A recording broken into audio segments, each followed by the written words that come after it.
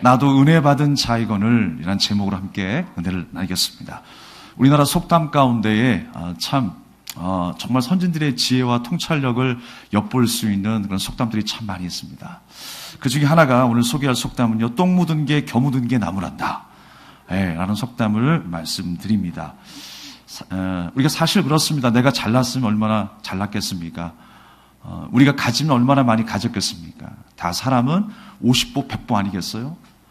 그리고 항상 죄인 가운데도 들킨 죄인, 안 들킨 죄인이 있을 뿐입니다. 우리가 하나님 앞에서는 다 연약한 자요, 은혜가 필요한 자들이라는 거예요.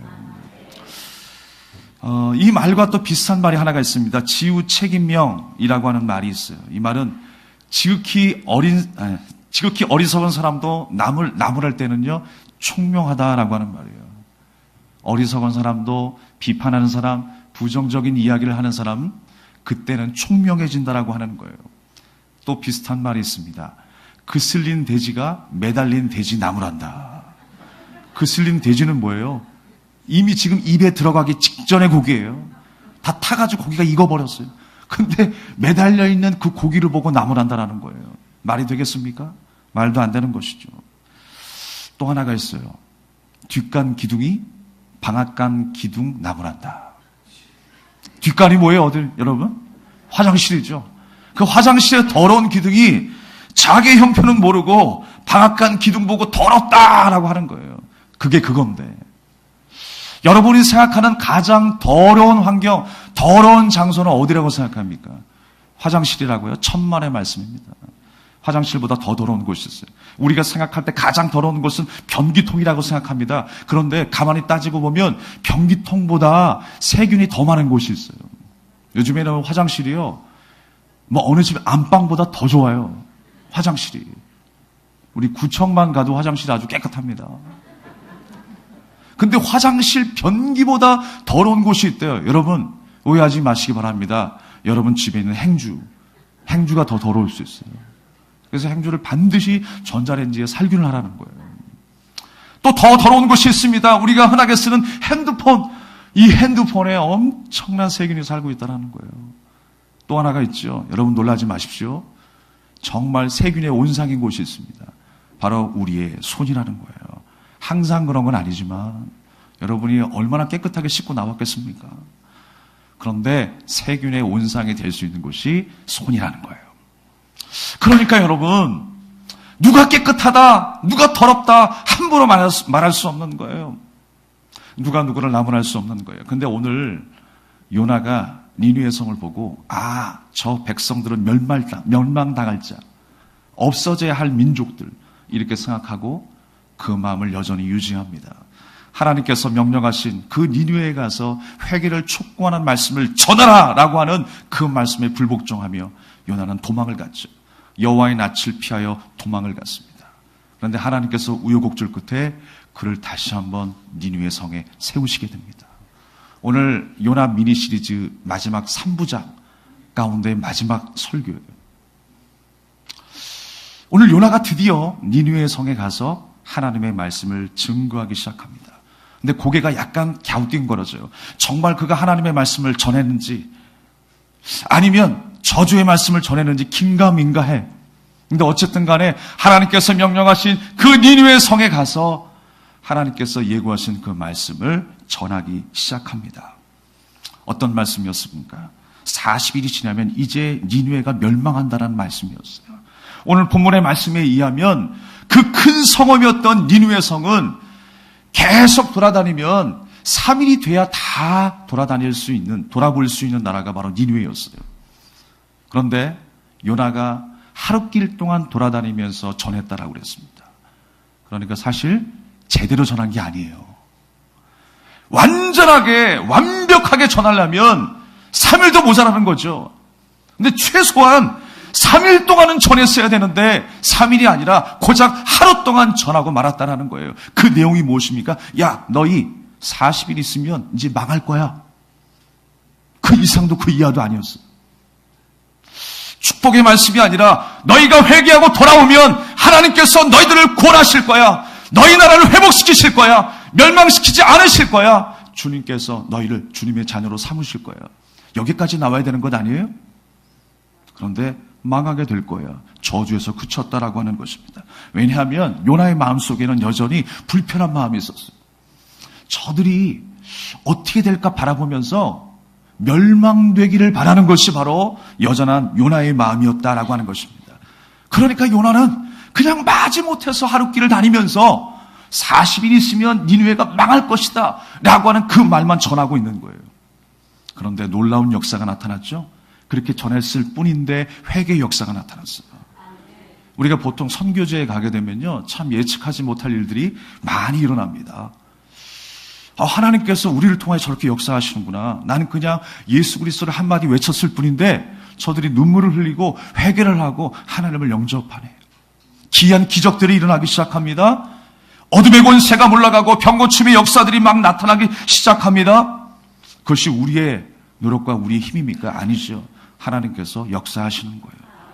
그런데 그와 반대로 저들을 통해서 선교지에 가게 된 우리가 변화를 받을 때가 있어요. 하나님께서 이 사람들을 이렇게 사랑하시는구나. 하나님께서 이 사람들을 통해서 우리를 이렇게 깨닫게 하시는구나. 그런 깨달음을 갖게 돼요. 그럼 요나의 마음은 어떤 마음이 되었어야 될까요? 저들을 통해서 나를 보게 하시는구나. 우리 이스라엘 백성들을 보게 하시는구나. 결국 저들이 악하다 멸망당해야 된다라고 이야기하고 그렇게 생각하고 있었는데 그것이 아니구나. 우리가 먼저 하나님 앞에서 바로 서야 되는 것이구나. 내가 돌아서야 하는 것이구나. 그걸 깨닫는 것이 당연한 것 아니겠습니까? 저들을 통해서 하나님의 섭리를 바라보게 하시는 하나님의 역사를 왜 깨닫지 못해요? 지금 요나의 상태가, 이스라엘 백성들의 상태가 그러한 상태라는 거예요. 그 모든 것이 무엇입니까? 하나님의 역사 아니겠습니까? 정말 그곳에서, 그 부족한 현장 속에서, 피폐한 현장 속에서 무슨 일이 일어날까라고 우리가 생각할 수 있겠지만, 말씀을 듣고 반응하는 성령의 역사는 우리의 생각과 우리의 모든 것을 뛰어넘게 하십니다. 오늘 이 시간도 하나님께서 우리 가운데 뛰어넘게 하시는 역사를 펼치실 것입니다. 공허했던 우리 인생이 하나님의 비전으로 채워지고 하나님의 소망으로 채워지는 오늘 이 시간이 되기를 주님의 이름으로 축원합니다. 오늘 요나의 반응이요, 정말 어리석어요. 요나가 어떻게 반응했습니까? 어떻게 해서 우여곡절 끝에 니느웨 성에 딱 세우니까 결국은 여러분 4장 1절 말씀에 보면 요나가 매우 싫어했다고 그랬어요. 또 하나님 앞에서 성을 냈다고 그랬습니다. 그 가운데 하나님 앞에 기도를 한대요. 여러분, 이게 기도예요? 자기가 성을 내고 기분이 나빠서 하나님 앞에 지금 반항하고 있는데 그게 온전한 기도가 되겠습니까? 온전한 기도는 하나님의 뜻이 내 삶 가운데 이루어지길 원합니다. 이게 온전한 기도예요. 나의 바람도, 나의 구함도 바로 그 하나님의 뜻 안에서 이루어지길 원한다고 구하는 것이 온전한 기도인 것입니다. 하나님, 나의 건강을 통해서, 나의 물질의 축복을 통해서, 나의 관계의 회복을 통해서 하나님께 영광이 되는 삶이 되게 하옵소서. 이것이 온전한 기도인 것이죠. 그런데 성을 내면서 저들이 멸망하기를 원합니다라고 하는 그 마음으로 드리는 그 기도가 하소연이고 불평일 뿐이지, 저주고 원망일 뿐이지 그게 기도이겠습니까? 그런데 그렇게 여호와께 기도했다고 그랬어요. 그러면서 한다는 말은 뭐예요? 오늘 2절 말씀처럼 2절 중반절부터 그러므로 내가 빨리 다시스로 도망하여 싸우니 주께서는 은혜로우시며 자비로우시며 노하기를 더디하시며 인애가 크실사 뜻을 돌이켜 재앙을 내리지 아니하시는 하나님이신 줄 내가 알겠습니다. 언뜻 보면 좋은 내용들이에요. 그런데 이 좋은 말씀들을 어떻게 말하고 있냐면 하나님 앞에서 반항하면서 비아냥거리면서 말하고 있는 거예요. 하나님은 자비 하나님이시고요. 제가 그 요나의 모습은 자세히 못 봤지만 이러고 있는 것 같아요. 하나님은 자비로우신 하나님이시고요. 은혜로우신 하나님이시고요. 이러면서 네 알겠습니다. 하나님은 사랑의 하나님이세요. 그래요. 이런 모습이라는 거예요. 그래요. 하나님 사랑의 하나님이에요. 인애의 하나님이에요. 그래요. 성내면서 분을 내가면서 하나님 앞에 지금 따지고 있는 거예요. 그러면서 나를 죽여주소서라고 하는 거예요. 내 생명을 거두어 가소서. 나는 사는 게 의미가 없습니다. 사는 것보다 전 죽겠습니다. 끝까지 하나님의 뜻에 근접하지 못하고 결국은 고집을 피우면서 내 뜻대로 안 되니까 나 몰라요. 저 죽여주세요. 라고 하는 거예요. 8절 말씀 속에서도 요나가 혼미하여 스스로 죽기를 구하이르되 사는 것보다 죽는 것이 내게 낫습니다. 죽여달라고 하는 거예요. 여러분, 이게 말이나 됩니까? 철저하게 하나님 뜻의 반대편에 서 있어요. 그러는 가운데요, 요나가 드디어 이제 그렇게 선포한 이후에 이 니느웨 성에 과연 어떻게 될 것인가에 대한 그 궁금증이 생겼어요. 그래서 성읍 밖으로 나갑니다. 사실 그 니느웨 성 안에 있어야 될 요나였어요. 바로 그 안이 하나님의 뜻이 있는 곳 아니겠습니까? 하나님의 마음이 있는 곳이 지금 니느웨 성이에요. 그 잃어버린 영혼들이에요. 그러니까 하나님의 마음이 있는 곳에 하나님의 마음을 가지고 그곳에서 함께 생활하면서 전해야 될 사명이 요나에게 있는 거예요. 그런데 그 성 밖을 나갔다 그랬어요. 그러면서 어디로 갔어요? 그 성읍 동편에 앉아가지고 가만히 관망하고 있는 거예요. 어떻게 된가? 하늘에서 우박이라도 떨어질까? 불덩이라도 떨어질까? 그래, 곧 있으면 멸망하겠지. 라고 지켜보고 있는 거예요. 하나님 뜻 밖에 서서 하나님 마음의 반대편에 서서 지금 보고 있는 거예요. 그러면서 동편에 서 있다라고 기록하고 있어요. 사실 유대인들의 이 방향 감각이라는 게요, 우리가 생각하는 방향과는 좀 달라요. 유대인들에게 동편은 어디에 있냐면 내가 바라보는 앞 반대편의 정면이 바로 동편이에요. 그러니까 성경에서 말하는 우편은 어디입니까? 남쪽이죠. 그 빛이 있는 곳, 소망과 희망이 있는 곳이 바로 오른편이라는 거예요. 그래서 하나님의 의를 상징하고 하나님의 심판을 상징하는 것이 바로 하나님의 우편, 오른쪽이죠. 그런데 동편은 뭐냐? 내 반대편에 있는 쪽이 바로 동편이라는 거예요. 하나님의 마음이 지금 어디 있습니까? 니느웨 성에 있어요. 근데 그 반대편에 서서, 하나님 반대편에 서서 어떻게 될 것인가 한번 지켜보고 있는 거예요. 그게 요나의 마음이었어요. 자기 정체성을 어떻게 고백합니까? 뱃사공들이 그를 물어봤을 때, 넌 누구냐라고 물어봤을 때 요나가 뭐라고 그래요? 나는 여호와를 경외하는 자입니다. 그래요. 말은 그럴듯하게 했어요. 나는 유대인이고 나는 히브리 사람이고 나는 하나님께 택한 민족이고 선한 백성이고 구원받을 자이고 저들은 멸망할 자이고 다 거기서 거긴데, 사실 여러분, 이 모든 일련의 시간들을 거치면서 요나가 깨달아야 되는 것은 오늘 말씀의 제목처럼 나도 은혜 받은 자다라고 하는 거, 그걸 깨달았어야 됐어요. 하나님께서 버림받고 죄 가운데에 끝나버릴 우리 인생들을 주님께서 구원하여 주셨다라고 하는 사실을 깨닫는 것이 먼저인 거예요. 근데 요나가 그걸 깨닫지 못해요. 자기 안에 있는 들보를 바라보지 못하는 어리석은 삶을 살아가고 있어요. 근데 하나님께서 요나를 그래도 하나님의 자녀 삼아 주셔서 많은 우여곡절 끝에 또 하나님의 말씀을 전하게 하시고 또 넘어졌던 요나를 이렇게 세우시고 사용하시는 일들을 하세요. 그런 일들을 우리 인생 가운데도 똑같이 적용하세요. 그냥 끝나버릴 것 같고 어리석어서 버림받을 것 같은데, 전혀 쓸모가 없을 것 같은데 하나님께서 고쳐서 나를 쓰세요. 넘어졌던 나를 이렇게 세워주세요. 그래서 보내세요. 또 거기서 실패하면 다시금 추스려가지고 정신 차리게 하시고 고난 가운데 연단하셔서 또 하나님의 자녀로 만들어가세요. 빨리 돌아오는 게 문제이죠. 빨리 주님 앞에 서는 게 문제죠. 근데 하나님께서 그러한 은혜의 삶 속에 진리의 길을 우리를 끝까지 인도하신다라고 하는 것입니다. 요나의 모습을 보면 마치 자기의 일이 아닌 것 같은데, 사랑하는 여러분, 선지자가 무엇입니까? 선지자의 그 입술에 하나님의 말씀을 담아주는 거예요. 그래서 그의 입술로 하나님의 말씀을 대언할 수 있도록 그 일들을 맡겨주셨어요. 그런데 요나가 그 사명을 감당하지 못했다라는 거예요. 자기 말만 남아있어요. 자기 뜻과 철학과 자기 고집만 남아있는 거예요.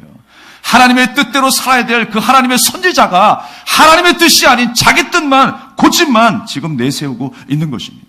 그러다가 여러분, 요나가 낭망하고 있었을 때 햇빛이 얼마나 장황하게 내려쬐고 있습니까? 그 중동 사막 지역이에요.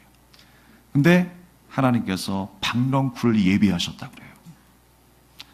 근데 불행하게도 하루 만에 그 박넝쿨이 벌레가 먹어가지고 다 시들었어요. 그리고 갑자기 하나님께서 뜨거운 동풍을 예비하십니다. 그래서 그 해가 요나의 머리에 쫙 비치니까 요나가 갑자기 정신이 없는 거예요. 성경 표현대로라면 혼미했다 그랬어요. 그때 하나님, 저 죽기를 원합니다. 죽여주세요 라고 또 한 번 이야기를 하는 거예요. 근데 사실 여러분, 오늘 말씀 속에 가장 중요한 핵심 키워드가 있어요. 그게 뭐냐면 예비하사예요.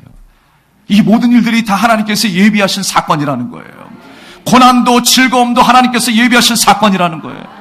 우리가 어떤 상황, 어떤 일을 만나도 이것이 하나님의 섭리임을 믿는다면 우리는 기쁨으로 그 모든 일들을 이겨낼 수가 있습니다. 우연히 일어난 일이 아니라 하나님께서 계획하신 일이라는 거예요. 그래서 박넝쿨을 예비하사. 근데 벌레도 하나님이 예비하셨다고 그랬어요. 욥기서의 말씀처럼 주신이도 하나님이시고 걷어가신 이도 하나님이시고 바로 오늘 말씀과 동일한 말씀이에요. 하나님께서 그렇게 예비하셨다라고 하는 것입니다. 사실 여러분, 니느웨가 악하다고 하지만 하나님을 믿지 아니하고 우상을 섬기면서 자기의 소욕대로 살아가는 그 니느웨가 악하다고 하지만 하나님의 마음을 헤아리지 못하는 이 요나가 사실 더 악해요.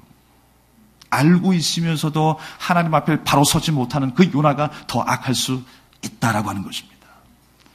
오늘 본문 말씀에 보면요, 1장부터 4장까지의 말씀 가운데에 모든 이 세상의 만물들이요 하나님 앞에 반응합니다. 하나님께서 말씀하시니까 큰 물결이 일어나요. 큰 물고기가 반응을 해요. 그리고 니느웨의 가축들, 니느웨의 백성들, 심지어 왕까지 반응하기 시작합니다. 그냥 40일 있으면 망한다라고 하는 정보만 줬을 뿐인데 그곳에 어떤 일이 일어납니까? 왕이 금식을 선포하고 회개를 촉구합니다. 전 국민이 하나님 앞에 회개하며 자복하는 역사가 일어나는 거예요. 그게 사람의 역사입니까? 하나님의 역사예요. 하나님께서 그들의 마음 가운데 찾아가 주시고 그들의 죽었던 마음을 이렇게 세워주셨어요. 요나가 한 게 별로 없는데 하나님께서 요나를 통해서 엄청난 일들을 하게 하신 것입니다. 그래서 모든 것이 하나님 앞에 응답하는 만물과 모든 가축들과 사람들이었어요. 뜨거운 동풍도 반응합니다. 뜨거운 햇볕도 반응합니다. 박넝쿨도 반응합니다. 심지어 벌레까지 하나님의 명령에 반응합니다. 그런데 딱 한 사람 반응하지 않은 사람이 있어요. 요나예요. 요나를 반대로 하면 나요. 결국 나예요. 나는 왜 하나님의 말씀에 반응하지 않는 걸까요? 여호와를 경외한다라고 이야기합니다. 사랑한다라고 이야기합니다. 요나와 같은 똑같은 신앙생활을 하고 있어요.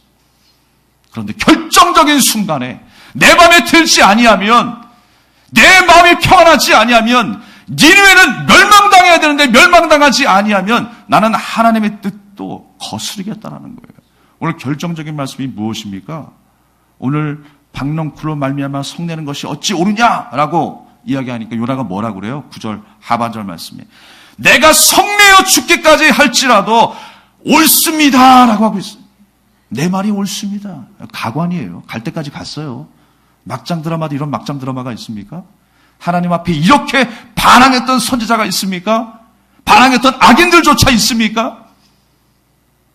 그런데 하나님의 백성이라고 자처하는 이 요나가, 선지자가 하나님 앞에 이렇게 반응하고 있어요. 나도 신앙생활하면서 이럴 수 있어요. 잘 믿는 것 같은데, 거룩한 하나님의 백성으로 서 있는 것 같은데 어느 순간에 내 만족과 내 유익이 이루어지지 아니하면 하나님 앞에 반항하는 나의 모습을 보게 되는 것입니다. 그래서 오늘 하나님께서 그래도 은혜를 베푸시는 그 박넝쿨 사건, 이 박넝쿨 사건을 통해서 보여주신 게 뭐예요? 야, 이렇게 네가 말이야, 네가 심지도 않고 거두지도 않은 하루 동안에 생겼다가 지게 된 이 박넝쿨을 그렇게 사랑했는데 내가 저 니느웨 백성을 얼마나 사랑하겠냐. 그것을 알게 하기 위해서 하나님이 그 박넝쿨 사건을 보여주신 것 아니겠습니까? 그 가운데 하나님께서 괴로움을 면하게 하셨다고 그랬어요.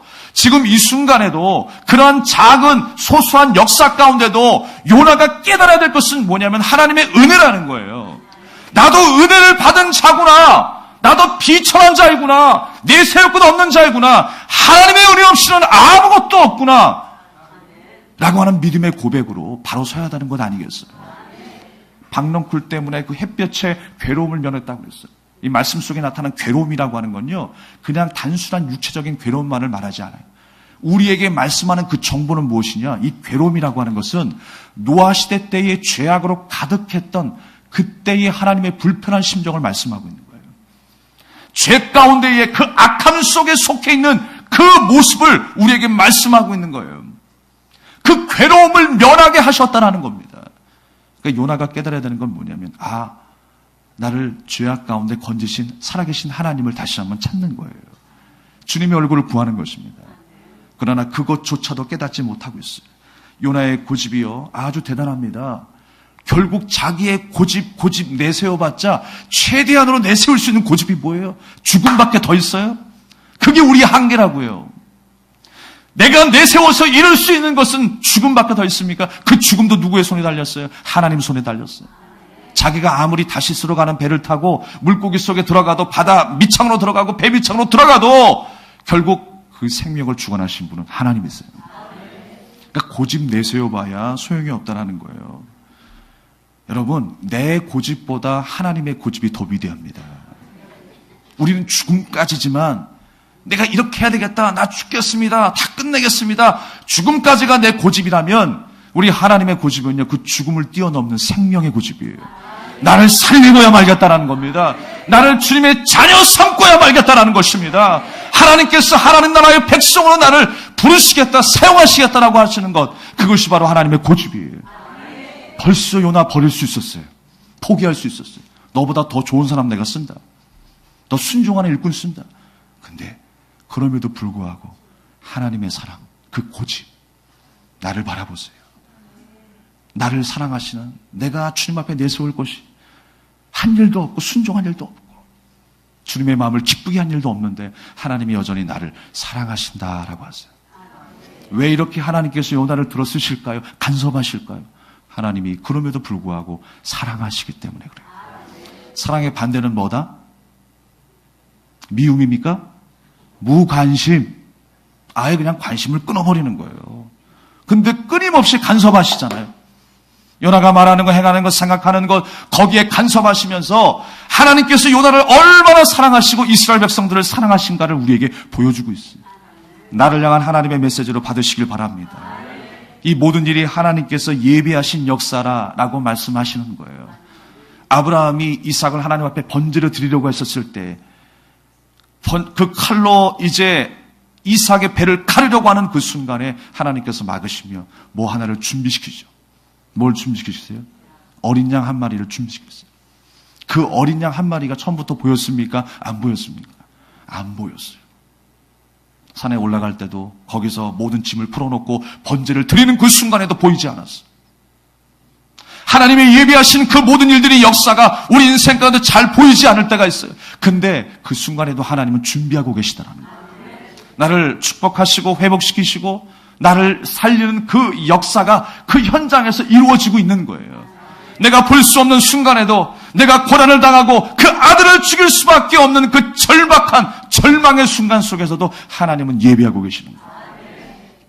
그 예비하심을 따라 우리가 믿음으로 날마다 주님만을 의지할 수 있는 저와 여러분이 되기를 주님의 이름으로 축원합니다.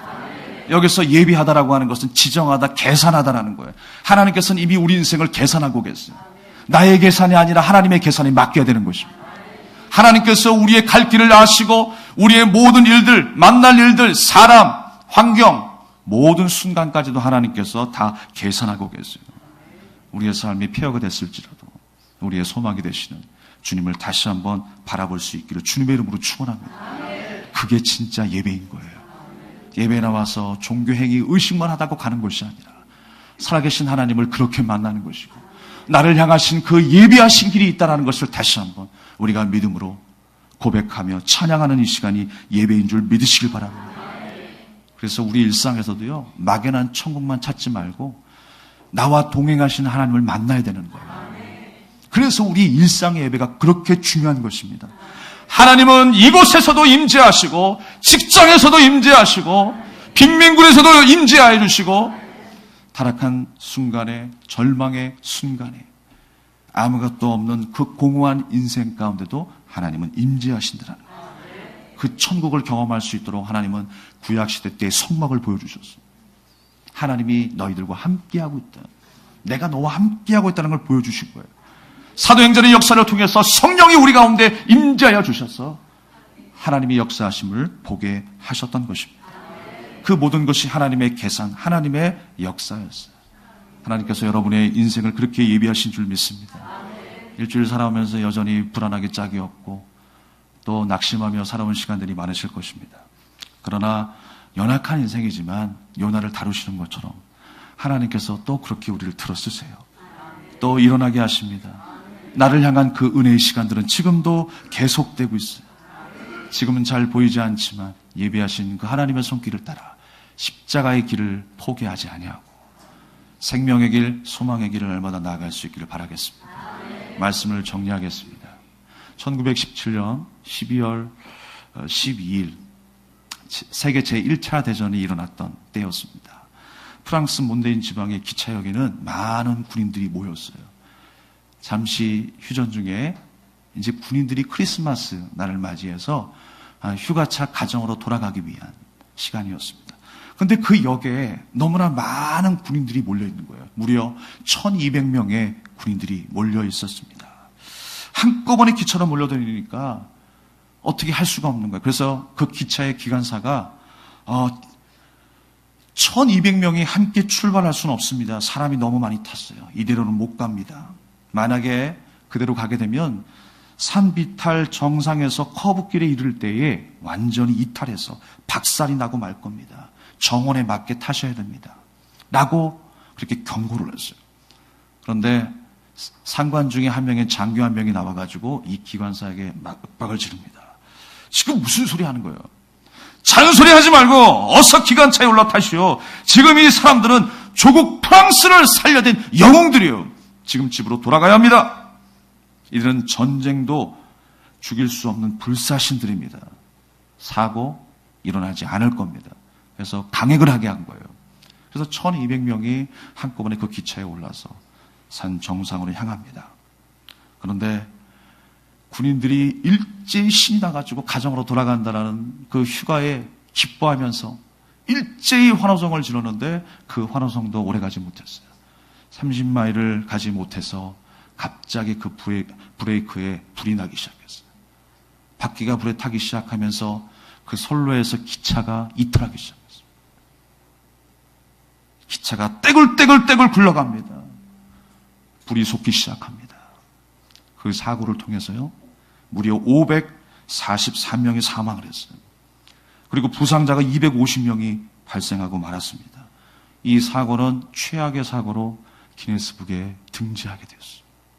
좋은 일로 좀 기네스북에 등재하면 좋을 텐데 안 좋은 일로 기네스북에 등재하게 되었습니다. 만약에 여러분 기관사의 말을 들었더라면 어떻게 됐겠습니까? 아무도 죽지 않았을 거예요. 그런데 그 운전대를 맡겨야 되는 그 기관사에게 맡기지 못하고 그 운전대를 누가 잡은 거예요? 자기가 잡은 거예요. 장교가 잡았어요. 하나님께서 요나에게 명령하셨을 때 모든 운전대는 누구에게 맡겨야 되는 거예요? 하나님께 맡겨야 되는 거예요. 자기 기분에 따라, 환경에 따라, 상황에 따라 내가 운전하라고 하는 것이 아니라 하나님의 뜻이 계시면 그 뜻 가운데에 그 운전대를 맡겨야 되는 거예요. 그래야 안전할 수 있는 거예요. 가장 행복할 수 있는 거예요. 그런데 그 운전대를 맡기지 못했어요. 사랑하는 여러분, 오늘 베들교회에 설립 35주년 기념 예배를 드렸습니다.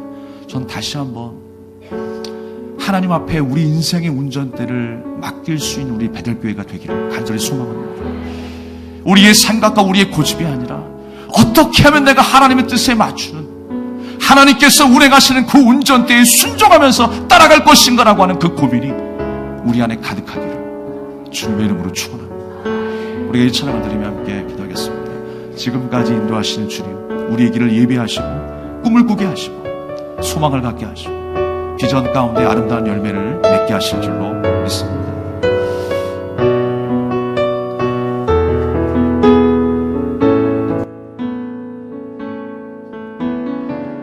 이 시간 너의 맘속에 하나님 사랑이 가득하기를 진심으로 기도해 간절히 소망해 하나님